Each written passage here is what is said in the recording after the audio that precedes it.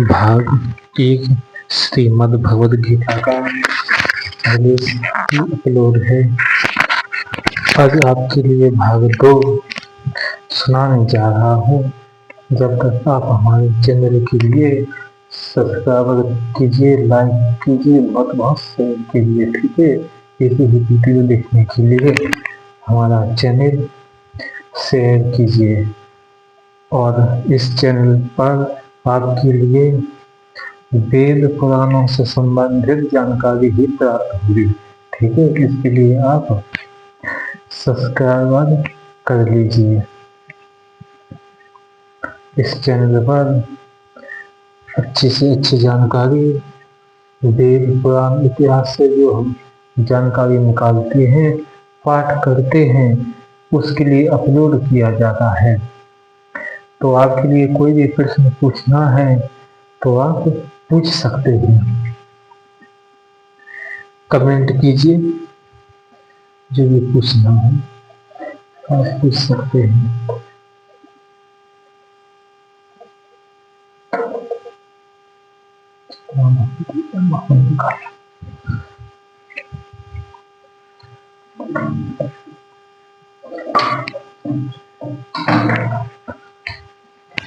श्रीमद् भगवद गीता अध्याय 2, इसके बाद अध्याय 3, अध्याय 4 गीता के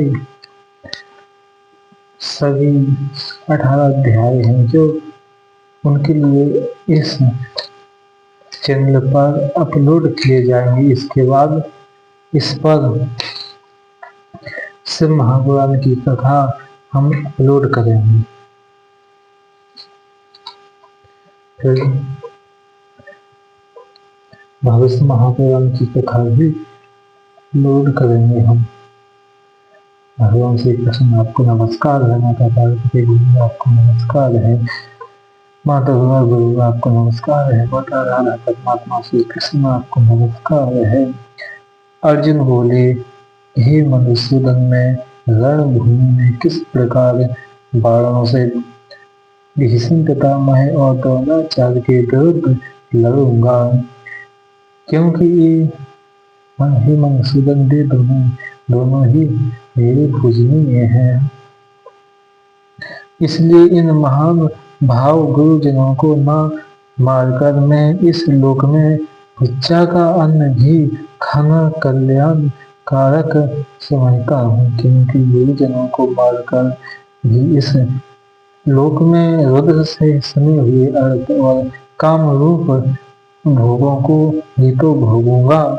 हम यही भी नहीं जानते कि हमारे लिए युद्ध करना और ना करना इन दोनों में से कौन सा श्रेष्ठ है, अथवा यही भी नहीं जानते कि उन्हें हम जीतेंगे या हमको वे जीतेंगे, और जिनको मारकर हम जीना भी नहीं चाहते वे ही हमारे आत्मीय धृतराष्ट्र के पुत्र हमारे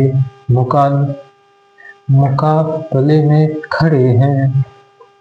इसलिए कायरता रूप दोष से उपहत हुए स्वभाव वाला तथा धर्म के विषय में मोहिचित्त हुआ मैं आपसे पूछता हूँ कि जो साधन निश्चित कल्याणकारक हो वह मेरे लिए कहिए, क्योंकि मैं आपका शिष्य हूँ। इसलिए आपके शरण हुए मुझको शिक्षा दीजिए, क्योंकि भूमि में निष्कंटक धन संपन्न राज्य को और देवताओं के स्वामी पने को प्राप्त होकर भी मैं उस उपाय को नहीं देखता हूँ जो मेरी इंद्रियों के सुखाने वाले सुख को दूर कर सके।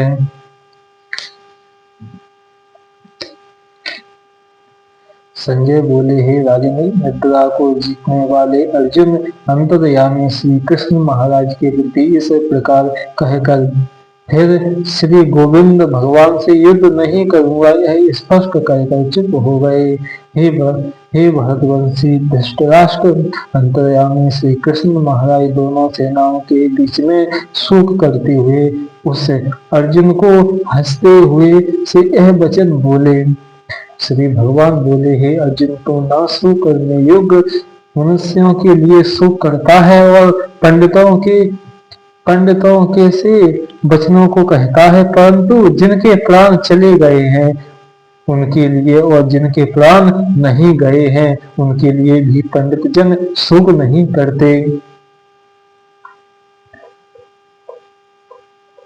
नाटक ऐसा ही है कि मैं किसी काल में नहीं था, तू नहीं था, अथवा ये राजा लोग नहीं थे, और ना ऐसा ही है कि इससे आगे हम सब नहीं रहेंगे। जैसे जीवात्मा की इस देह में बालकपन, जवानी और वृद्ध अवस्था होती है, जैसे ही अन्य शरीर की प्राप्ति होती है उस विषय में धीर पुरुष मोहित नहीं होता।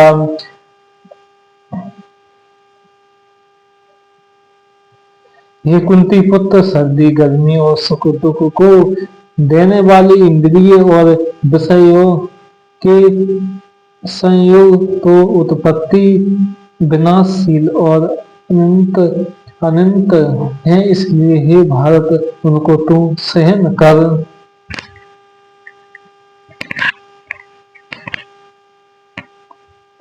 क्योंकि हे पुरुषश्रेष्ठ, दुख सुख को समान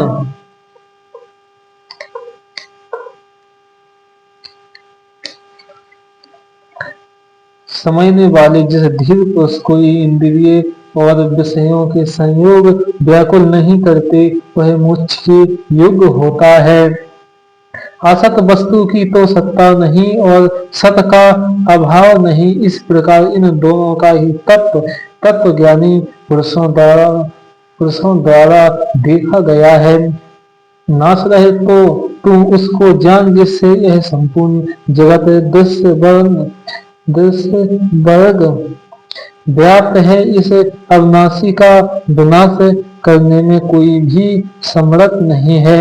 इस नाश रहित अपने में नित्य स्वरूप जीवात्मा के ये सब शरीर नाशवान कहे गए हैं, इसलिए हे भरतवंशी अर्जुन, तुम युद्ध कर।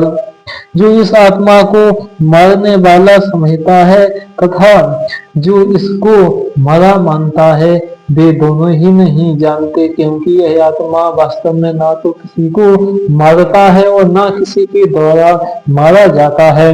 यह आत्मा किसी काल में भी ना तो जन्मता है और ना मरता ही है तथा न यह उत्पन्न होकर फिर होने वाला ही है, क्योंकि यह आत्मा नित्य सनातन और पुरातन है। शरीर के मारे जाने पर भी यह नहीं मारा जाता। हे पृथा पुत्र अर्जुन, जो पुरुष इस आत्मा को नाश रहित नित्य अजन्मा और अव्यय जानता है वह पुरुष कैसे किसको मरवाता है और कैसे किसको मारता है।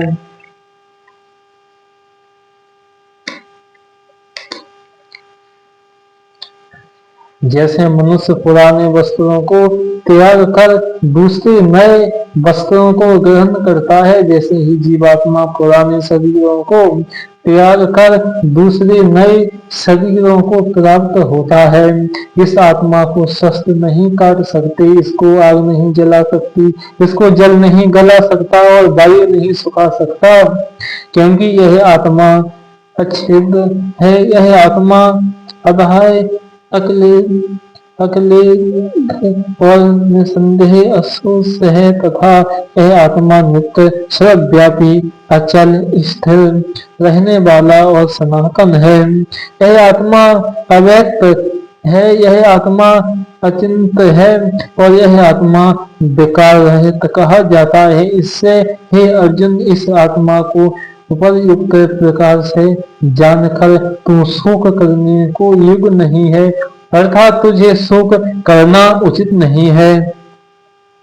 किंतु यदि तू इस आत्मा को सदा जन्मने वाला तथा सदा मरने वाला मानता हो तो भी ये महाबाहो तो इस प्रकार सुख करने को योग्य नहीं है, क्योंकि इस मान्यता के अनुसार जन्मे हुए की मृत्यु निश्चित है और मरे हुए का जन्म निश्चित है। इससे भी इस बिना उपाय वाले विषय में तुम सुख करने को योग्य नहीं है। हे अर्जुन, संपूर्ण प्राणी जन्म से पहले अप्रकट थे और मरने के बाद भी अप्रकट हो जाने वाले हैं, केवल बीच में ही प्रकट हैं। फिर ऐसी स्थिति में क्या सुख करना है।